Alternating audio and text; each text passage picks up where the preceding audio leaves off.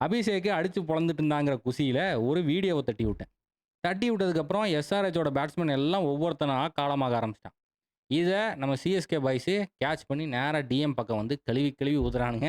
ஓட்டுன்னு ஓட்டுறானுங்க. சரி, ஒரு ஸ்போர்ட்ஸ் கம்யூனிட்டினா அப்படிதான் இருக்கும். ட்ரால் பண்றது, பேண்டர்லாம் இருந்தா தானடா அது ஸ்போர்ட்ஸ் கம்யூனிட்டி. அதுல ஒரு 4 தற்குறிக வந்து கெட்ட வார்த்தையில திட்டிட்டு இருக்கானுங்க. என்னடா அநியாயம் இது? சரி யார் இவன்னு போய் பார்த்தா, ருத்துராஜ் இஸ் இன் மை வெயின்ஸ்ன்னு போட்டிருக்கான். ஏன்டா? ஏன்? சரி, இவனுங்க இப்படி கிடக்குறானுங்கன்னு சொல்லிட்டு வுட்டுட்டு, மேட்ச் பக்கம் பார்த்தா, கிளாசன் மட்டும் தான் அடிக்கிறாப்ல. மத்தவனுங்கெல்லாம் வர்றவன்லாம் பொட்டு பொட்டுன்னு அவுட் ஆயிட்டு இருக்கான். கடைசியில லிவிங்ஸ்டன எதுக்கு இறக்கி விட்டானுங்கன்னே தெரியல.